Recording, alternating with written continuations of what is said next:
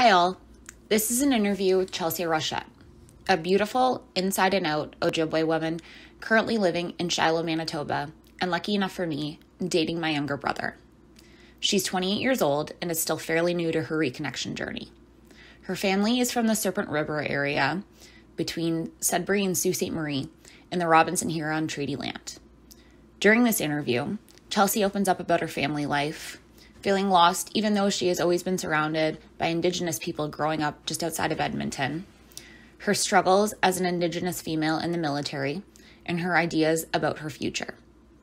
She talks about how we can all be advocates and allies for Indigenous beliefs and Mother Earth, and the fine line that many Indigenous people battle with. While she admits that she's not an expert on her culture and is still learning every day, she gives those who may be earlier on in their reconnection journey than her some advice on what's worked out for her and her self-awareness. She leaves us with her thoughts on progress and how Indigenous people can deal with the bitterness towards the dark history of Canada. I would like to thank Chelsea for not only sitting with me to conduct this interview, but for being so real and sharing her realities with anyone who sees this video. I'm sure talking about some aspects of her life were not an easy task, but I hope we can all take a page from her book to be better people. I'm a Cambrian student taking Indigenous People Today course, and this assignment is to help me build and strengthen relationships with Indigenous people. Please note this is voluntary to help me with my education, but anytime you feel uncomfortable and want to stop, you are free to do so. Okay, so I am interviewing Chelsea Rochette. I got your name right? Yes, you did. Okay, good. Okay, so Chelsea is unfortunately my brother's girlfriend. I'm very sorry for this. I had to deal with him for almost 28 years, so I can only imagine how you feel. So my name is Connor Lacroix. I am interviewing Chelsea from the Robinson-Huron Treaty Land. So Chelsea, can you tell me where you're interviewing from right now? Yeah, so I'm here in Brandon, Manitoba. So we're located in Treaty 2 lands. So Dakota, Ojibwe, Cree, Métis lands.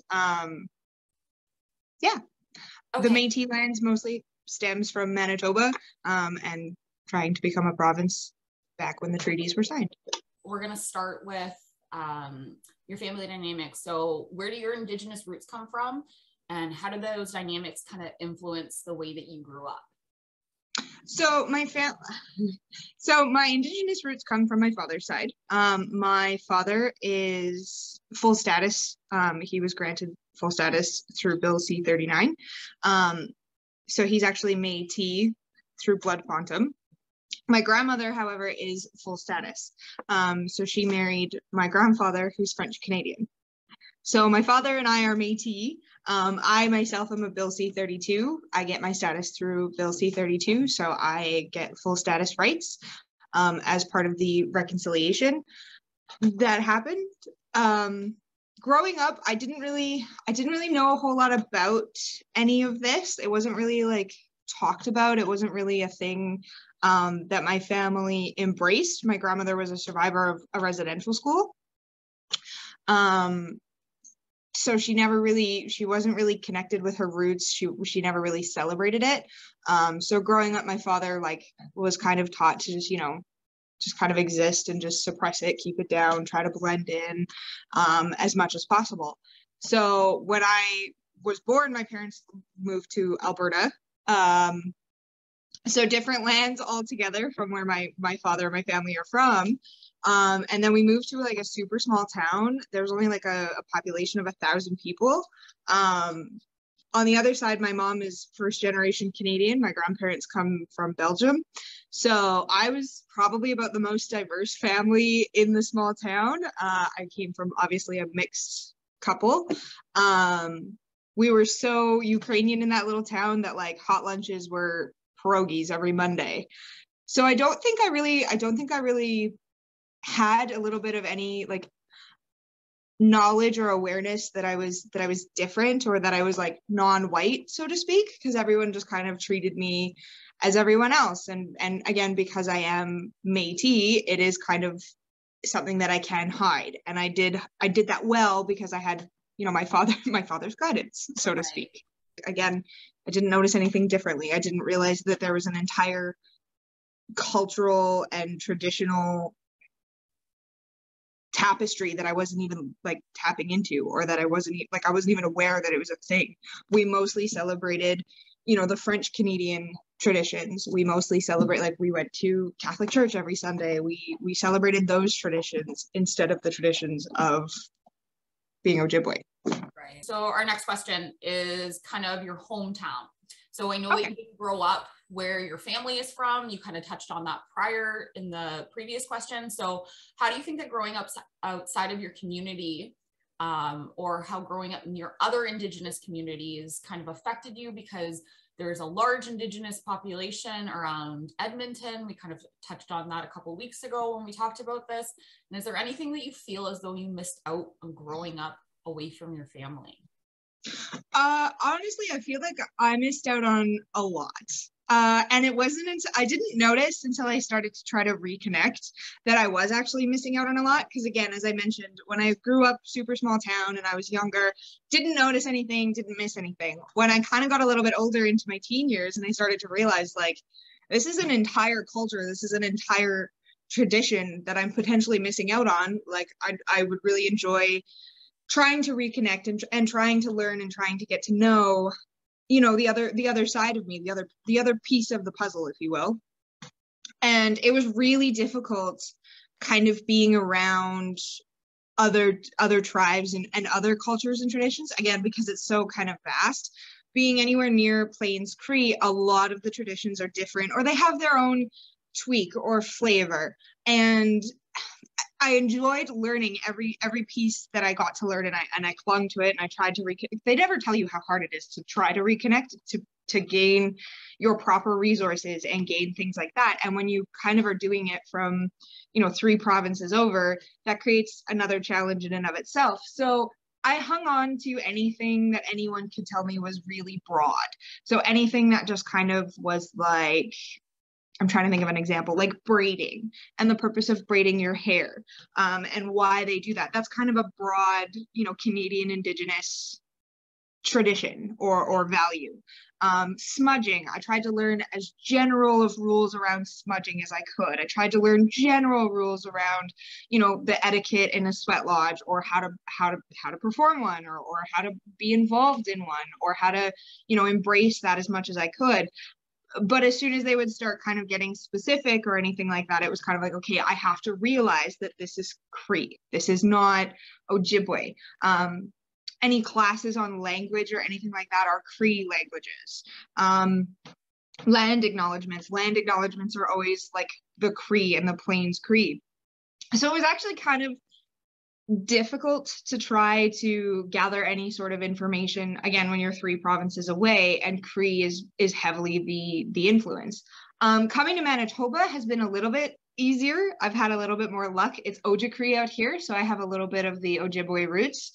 And again, like anytime I asked being removed from my family, I don't think was really necessarily a detriment. I had a lot of family around me, but again, it was like the French Canadian family. So anytime I would try to contact my grandmother or try to get any information from her, she would volunteer it. So for example, I learned that like the word for bear was Makwa because I called up my grandmother and I asked her, and she volunteered that. So she was fairly as forthcoming as she could, but again, because she was so removed from the tradition herself, I think she was also kind of struggling with me trying to learn it now and trying to embrace it, because in her generation it was the opposite. So she didn't want to volunteer too much information. She didn't understand potentially where I was coming from with wanting to reconnect and how that's potentially okay in today's society. Right. If you're painted with the brush, because a lot of the times, a lot of the things that you run into, I've never lived in Ontario, so I'm not exactly sure of like the culture there. But generally across the prairies, it's kind of there's some stereotypes associated with who you are and what you're doing. So if you're going to be painted with that brush, you might as well know kind of where that ignorance is coming from, and get to know it yourself, so that you know where people are coming from, maybe when they have misinformation as well. So your education, your professional career. So can you tell me about your education opportunities?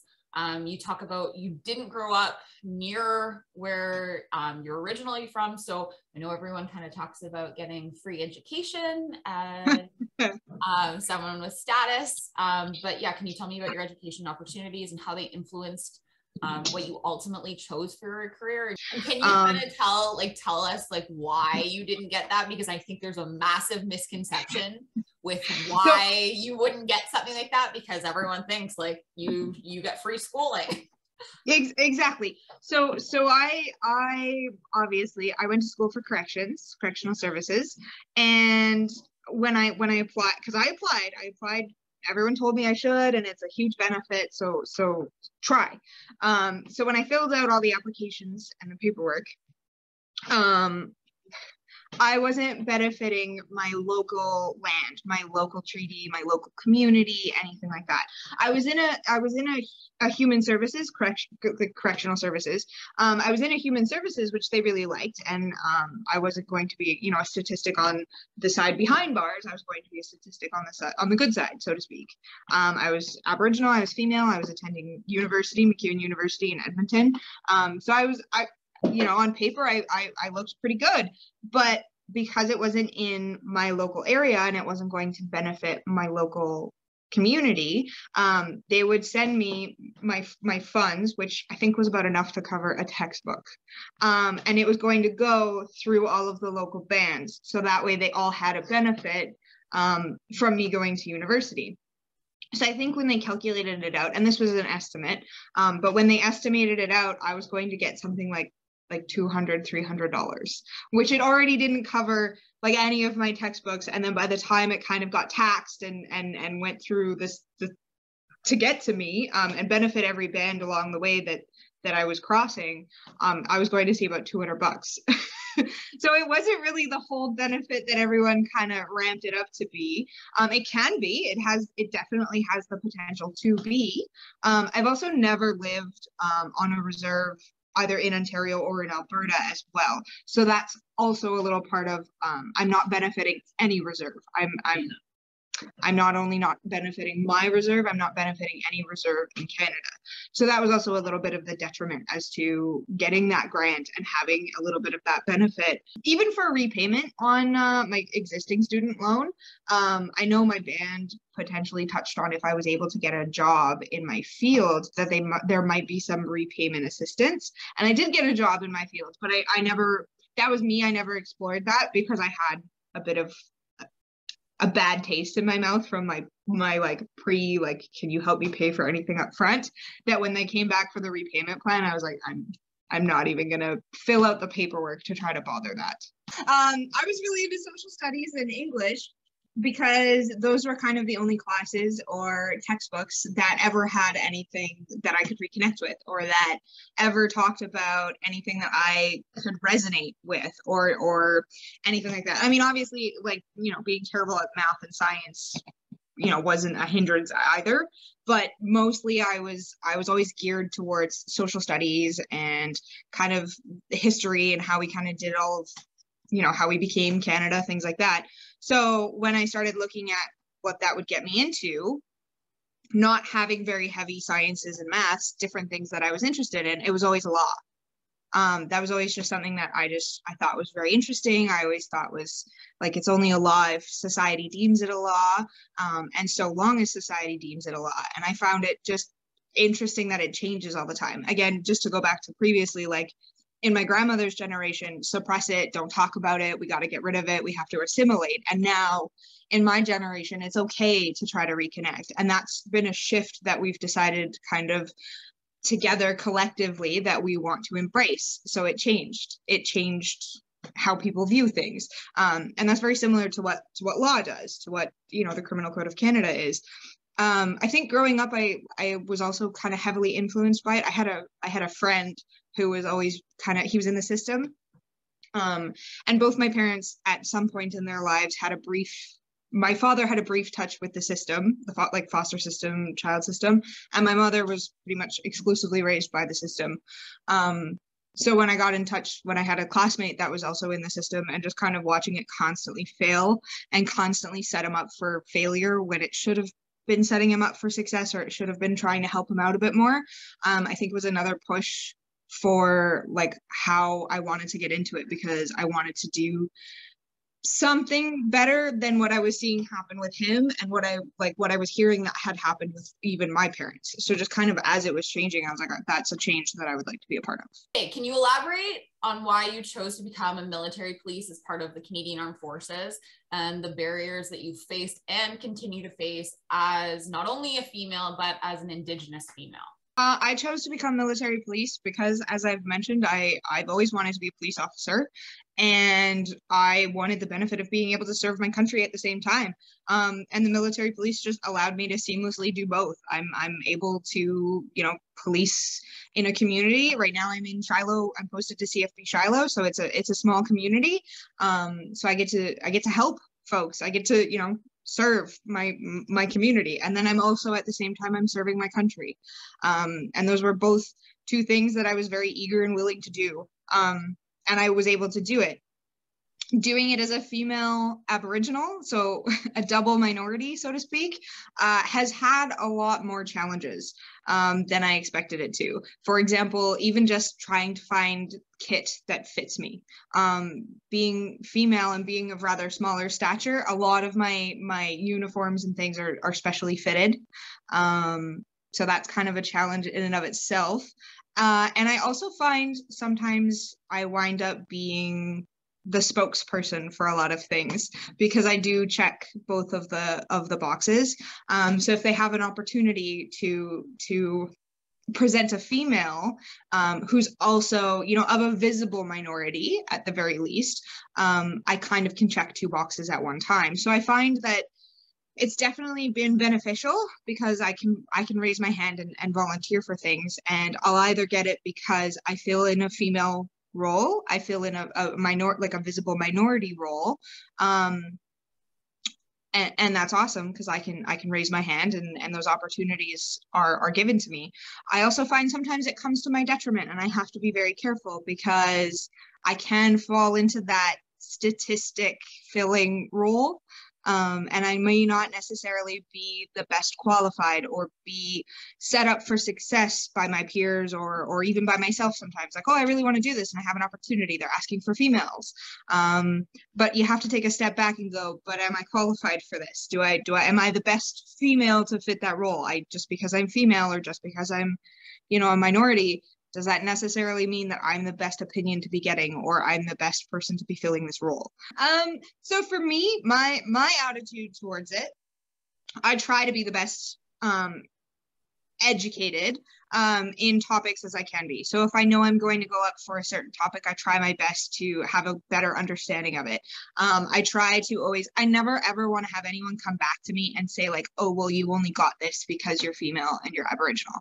I try my best to be like, no, I got it because of my previous experience, or I've proven myself previously in these situations.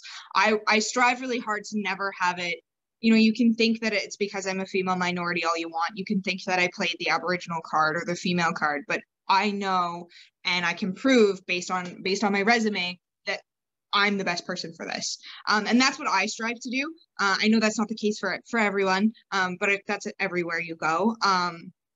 But for me, myself, I try, if I am going to pull those cards out of my back pocket and use them kind of to my advantage, I try to make sure that I'm doing it because I have the proper resources to back myself up. Well, I can do this task because I did 3 others that were just like that, and I excelled at them. It's definitely a challenge. A lot of people, specifically serving, like being posted in Manitoba, there's a higher rate of Aboriginal members in this province, particularly because they want to stay as well. And Shiloh allows them the opportunity to stay in their province.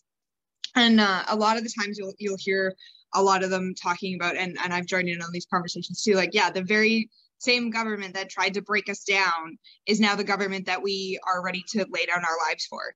And that is, it is an interesting hurdle for myself. I can't speak for everyone's opinion on this, but for myself, I strive because I want us to do better as a country, as a nation. You always have the like, don't repeat history, or like learn from history, try to do better. I wanted to join because I wanted to ensure that we were moving forward. I wanted to ensure that we could represent everyone.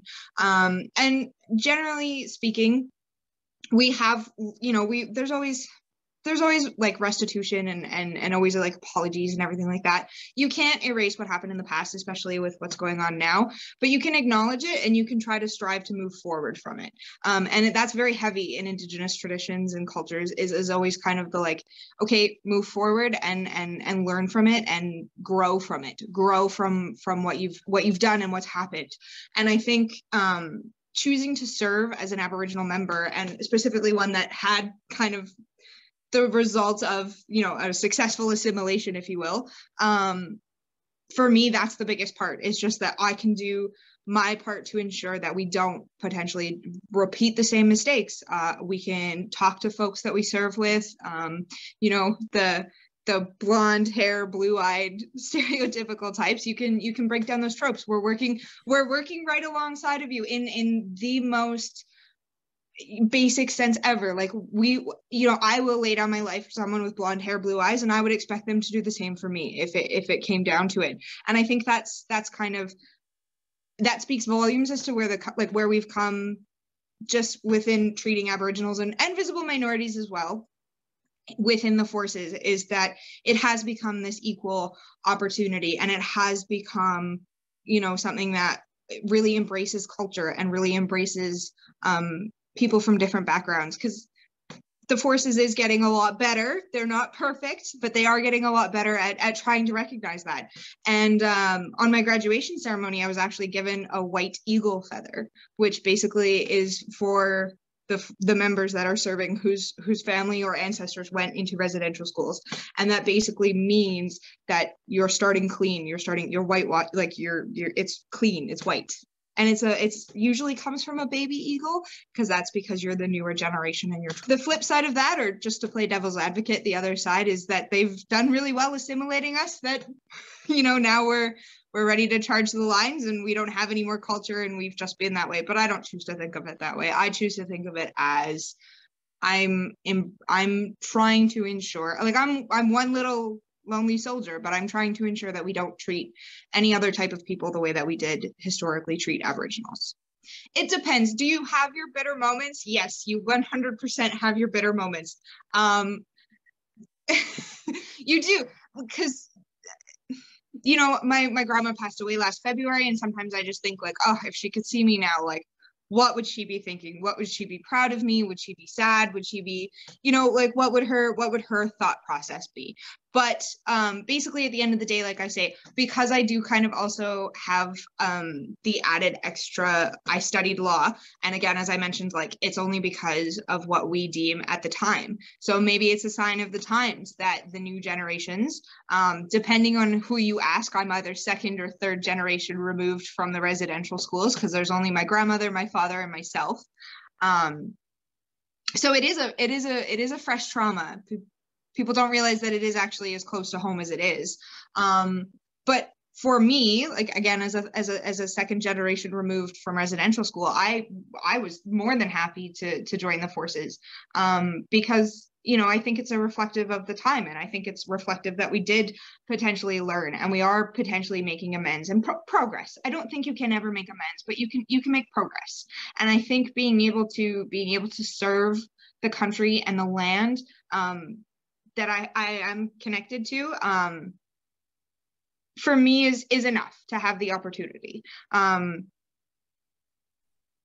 I think that, is kind of indicative, though, of my background. Again, realizing that generations change, rules shift, understanding shifts, worldviews open up. We're also at a time where people have more access to information than they ever did. But not every country is like that. There will be a potential to get deployed to a country that does view you as less than human, simply because I'm not white or because I'm female. I do have that as a bit of a detriment as well. But for our country, I think we are making progress, and that's really all you can ask for. The feather was given to me on my graduation ceremony from the threes. So it was part of a selection process. So we went for the Eagle staff, which is something that CFB Borden does. They're Ojibwe lands. So it was an Ojibwe influenced staff, which still trying to be inclusive of all the different cultures in Canada, but because they're on Ojibwe land, they tried to be inclusive of that. And there's 7 feathers along the side. So you can apply to be the representative of it. And I applied with 2 other classmates of mine, and we all got given the white feather. I had, my grandmother went to residential schools, and the other 2 had their grandfathers went to residential schools. So we were all given the feather. Basically, receiving that feather, I felt bad. Strangely, I felt horrible. I wasn't reconnected enough to be given a gift. I'm still, again, like I say, like I'm still on my reconnection journey. I'm still learning. I'm still clinging to anything I can. I'm researching. I'm Googling. I'm talking to people. So to be given a feather by one of the elders was like heart-wrenching, because I felt like I was undeserving of it. I didn't, you know, I don't know enough about it, and it felt weird. So they gave it to me and they explained it to me, and I went home and I actually, like, I did a lot of research on it. I did a lot of like, why did they give this to me? Why is it a thing? How did it become a thing? And like, I was also like grateful, again, like you want to talk about change and progress. Like, I was grateful that was a part of something that I was able to do. I stood up, I raised my hand, I said I was Aboriginal, and that my grandmother had went to residential schools. And this was a thing that they like had presented me with. It was a thing that, like, hey, we realize what had happened, we acknowledge it, and like, it may not necessarily be your struggle, that like my grandmother went through residential school. It's not me. I'm choosing to serve my country. But the feather was like, it was so indicative of like, we realize, we see. I don't know how to explain it other than like the acknowledgement of like, we understand what's like kind of the struggle that you're going to have throughout your career. Yeah. I mean, if you want to talk about like restitution, again, I'm not at all a person who can speak about anything. I realize that, but for me, that was my restitution. Bill C-32 and publicly standing up didn't mean as much as getting that feather. That feather was just, like I say, I felt super unworthy of it. I felt super like, whoa.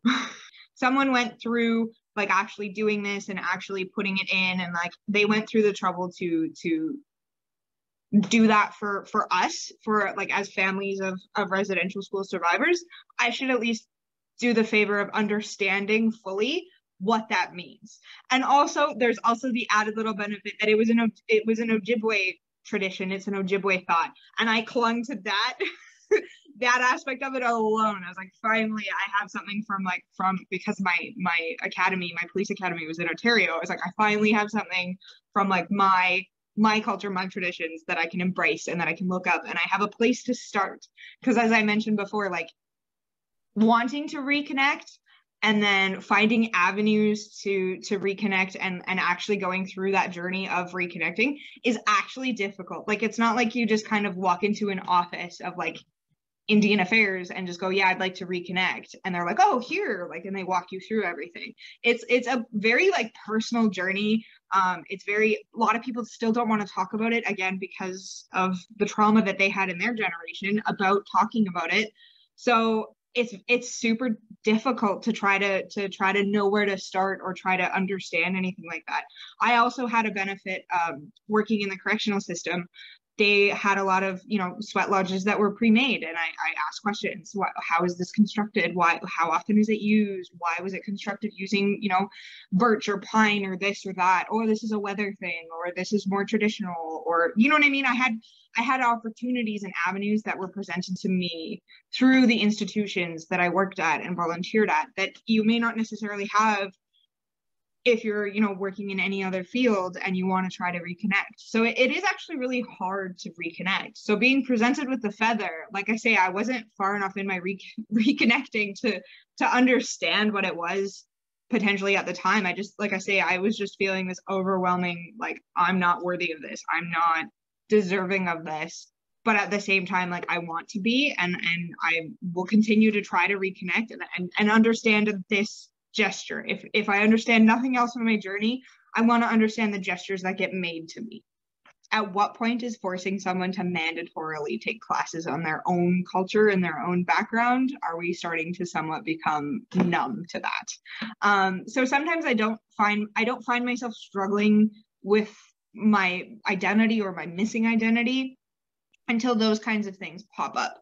Because as much as I want to be like, yeah, go attend this mandatory Aboriginal class, like it's going to be great, it's going to teach you so much stuff, I sit through it and I'm like, well, that's inaccurate and that's wrong. And like, potentially we could fix that, or like, that's been updated since whenever they gathered that statistic, it's actually like better or worse.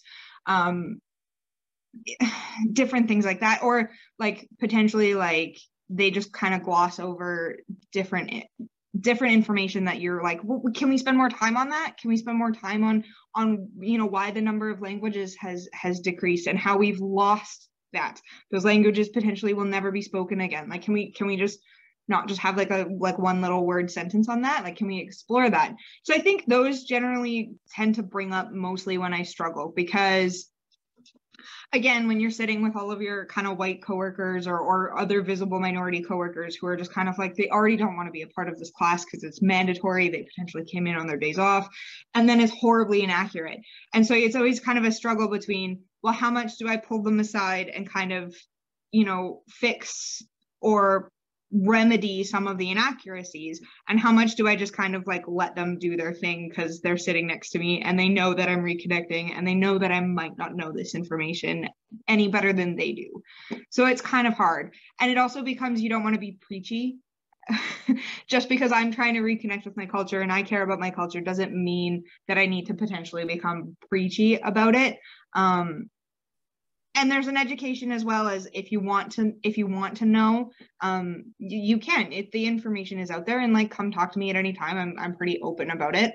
It doesn't bother me per se, but like, just be in tune with the fact that there potentially is some inaccuracies that are there.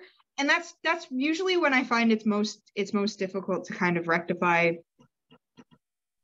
the cultural aspect of losing your culture. What do you want to pass on to your children, like in the future, kind of thing? I would love for you guys to come back to Ontario and maybe like rediscover some roots here. Like I would love it, and it's not just for selfish reasons. But like, what kind of hopes like do you have for like your children as Indigenous people? And kind of like, I know you talk about like the different bills that you fall under in order to be able to get your status. Can you kind of talk about like like the bills like that your grandmother falls under, that your father falls under, that you would fall under? And then I know we've kind of touched on it like previously like in our other conversations, that unfortunately your children really wouldn't fall under anything. Like So for me, my parents kind of completely let it be my choice.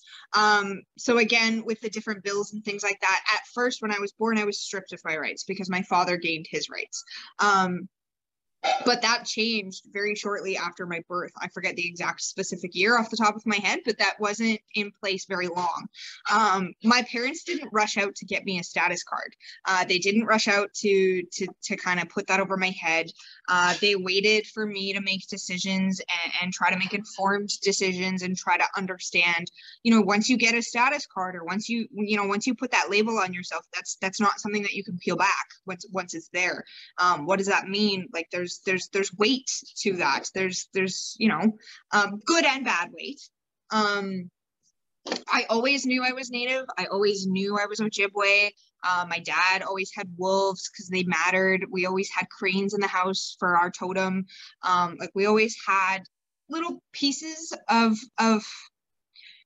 I think what my dad could cling to potentially, little pieces around the house. So I always knew. And I remember one time I grew up, I was at a playground and it was like me and my mom and another little boy was there and he was Native. And I asked him, what tribe are you? Like, what's your background? And he didn't know. And I was so mad at my mom that this boy didn't know his tribe. He couldn't tell me if he was Cree. He couldn't tell me, like, even just broad strokes of any of his background. And I was like affronted for him. Like I was upset for him. I knew that I was Ojibwe. I knew that I was Algonquin. Like I knew that at the very least growing up, I knew what that was. But they never pushed it on me. It was never like if I wanted to reconnect, I could reconnect. And when I became a teenager and I thought I knew the answers to everything, I started to reconnect. I started to try to find out where to find this information, and I started to learn a little bit about things. So I think to a certain extent, so again, I'm Bill C-32, so my children are stripped of any potential status that they may be able to get, particularly depending on the partner that I have kids with.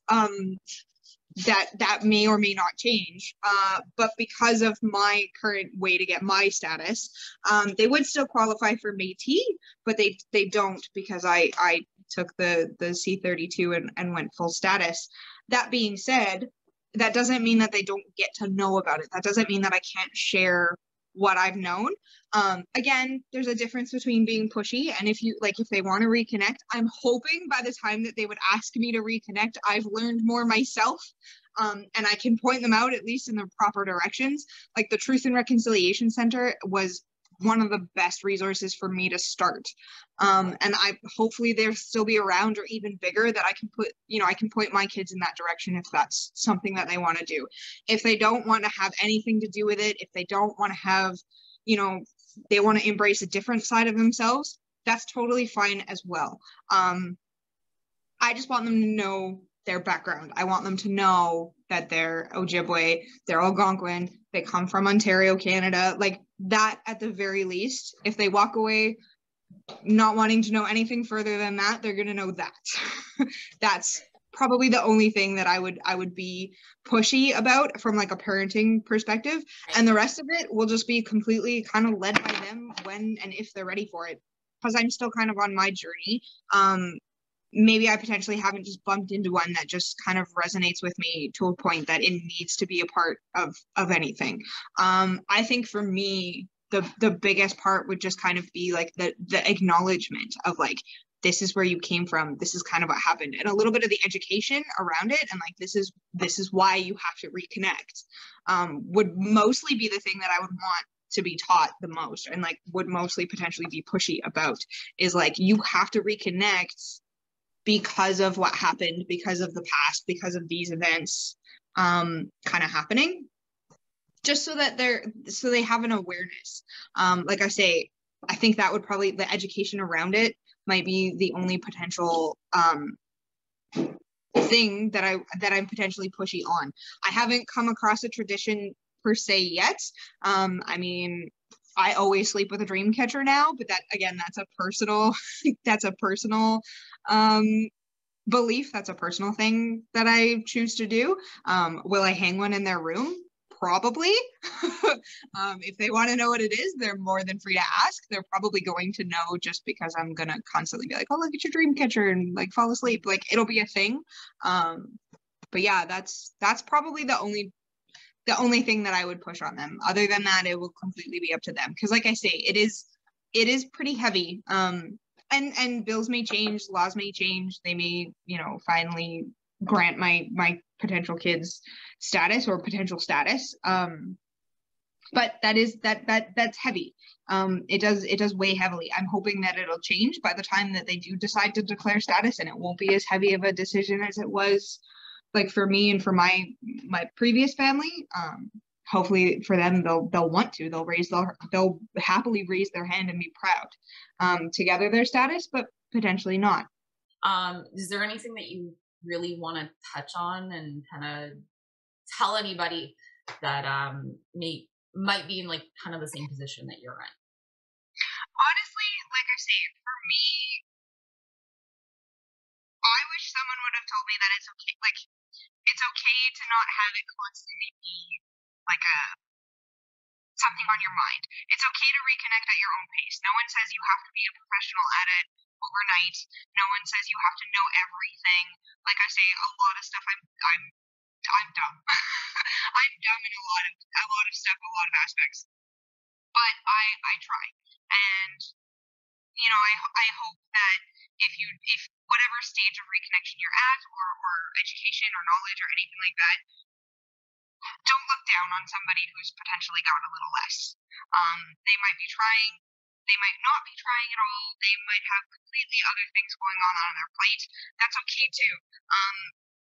It's like languages are dying, and it's you have to do what you can to preserve it, and people trying to learn at their own pace is preservation in and of itself, because if enough people tried to learn and didn't feel bad about learning, and didn't feel less than because they don't know quite as much as potentially someone else, that may not help everyone. That could hinder them in their journey to reconnect. So just be conscious that people are trying their best. Like I say, it's not like you just walk into an office and here's a pamphlet and everything you need to know you're an expert on now. It's tough. Any tidbit of information, if someone's willing to learn, take the time to answer it in your best ability. Don't print off a Google article and hand it to them, or hand them a URL. Try to do something to sit down and explain something. Try to take the time. Because that would make a difference in and of itself. If for me personally, if someone would have sat down when I had questions, and like instead of just handing me a URL to a random article that may or may not even still be on the internet, or has been disproven multiple times over since, I think if someone would have sat down and been like, hey, this is kind of like, here's an answer to your question, here's a potential URL, is that still okay? This is what I know about the topic myself. I think taking that extra like 5-10 minutes to be able to do that can make a huge difference, because it can pass on, especially since it is such a verbal culture as well. Being able to pass along the message in kind of a more traditional sense of like the verbal message. If you're an expert, or if you know more about it than I do, then teach me about it. That's how we survived for however long we did, was because we passed things on. Start passing things on. The more advocates, the better. The more people that are out there and kind of can say like, hey, this is wrong. That's how movements happen. That's how awareness happens. That's how people, ask themselves questions, or question kind of their potential beliefs. And it doesn't really matter who it comes from. It doesn't really matter, like anyone can be an advocate of anything. Anyone can experience things, or educate themselves, go through school and stuff like that. Like, it doesn't make you any less of a potential advocate than anyone else. Like, it doesn't mean that you have to potentially share in the sufferings of everyone to be like, hey, that's wrong. But you don't have to have that stuff, like that trauma or that disadvantage yourself to be able to point a finger and be like, that is maybe not a good thing to happen. That's just being human. There's a very big difference between empathy and sympathy. And if you are doing it for the wrong reasons, then you're no longer an advocate, if that makes sense. Right. So it very much depends on how you approach the situation. Progress doesn't always necessarily have to move in a forward motion. Mm-hmm. Sometimes just acknowledgement, like, it's little things that are progress. Do I think we're progressing? I don't think we're progressing as much as we should. I don't think we're progressing as fast as we should, but we are progressing. There is a conscious effort, pretty much at all times. Like, you can generally look around and there's a conscious effort. And even myself, I find myself just kind of like slipping into the majority mindsets.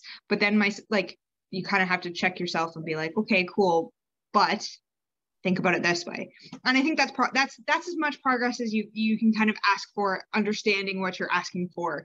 You're basically asking to move mountains. You're not asking for like something simple.